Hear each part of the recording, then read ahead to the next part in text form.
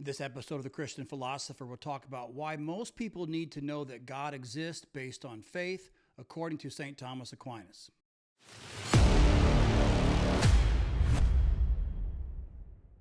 Welcome back, everyone. Scott Sullivan here from the Aquinas School of Theology and Philosophy. Today, I'm doing a video on why most people need to know about God's existence based on faith. And this is important. This is a teaching of St. Thomas Aquinas. Now, in the last video, I said that Aquinas teaches that there are two kinds of truths we can know about God. Truths knowable by reason, that's the first one, and truths that exceed human reason, and we have to know them based on faith.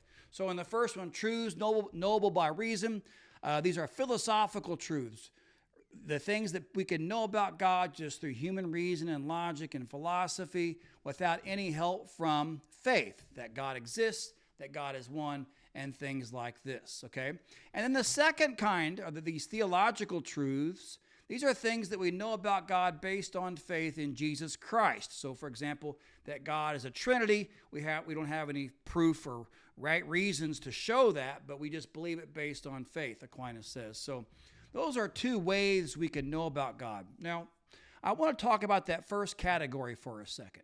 Human reason is able to know the existence of God without faith at all. This is a teaching of St. Thomas Aquinas. This is a teaching of St. Paul in the book of Romans, and it is a teaching of the Catholic Church. Vatican I said that the human mind is able to know with certainty God's existence, just based on reason alone. So there is this idea in Aquinas and the Church and in the Bible that the human mind, apart from the gift of faith, can know about God's existence. And Aquinas teaches this. But, and this is a big but, even though this is possible, Aquinas doesn't think this is suitable for most people. He doesn't think that it's right for everyone. Some people can do this, but it's not right for everybody. He thinks that it's fitting, instead, that God proposes that most people know God's existence through faith and not reason. Thomas Aquinas, who loves the arguments for God's existence, thinks that's not the way for most people. Most people should know about God's existence through just faith and not reason. So for most people, they should know about God's existence through that second category, truths knowable through faith and not reason. And the reason why he thinks this is for three reasons. He thinks there are three reasons why it would be unsuitable or unfitting if everybody had to know God's existence just based on reason alone. Number one, he says, only a few men could know God in this way. What he means is a small percentage. Only a small percentage of people could come to know God in this way. And the reason why he says is most people don't have the right temperament to sit around and do philosophy. They don't have the right mental disposition, to engage in the life of the mind. They like to work with their hands. Some people are hindered by the needs of household affairs, or they have to go to work. They don't have the time to sit around and do philosophy about God. And Aquinas says some people are just too lazy. Right? They don't want to do all the intellectual work that's involved in coming to know these truths about God through just reason alone. So that's one reason why it would be unsuitable if God wanted everybody to know his existence just based on reason alone.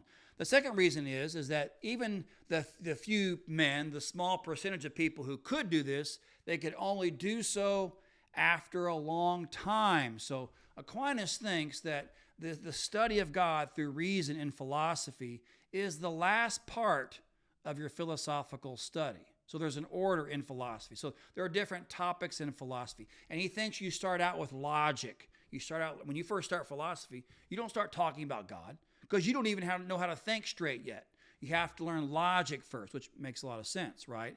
You learn how to get your thinking straight first by the study of logic. And then you go on to other branches in philosophy. You go on to natural philosophy, or the human nature, philosophy of knowledge, the soul, ethics, different things. And then at the end of your philosophical study journey, then you get into metaphysics, the study of being, and that's where you get into these arguments for the existence of God. So it comes after a long time.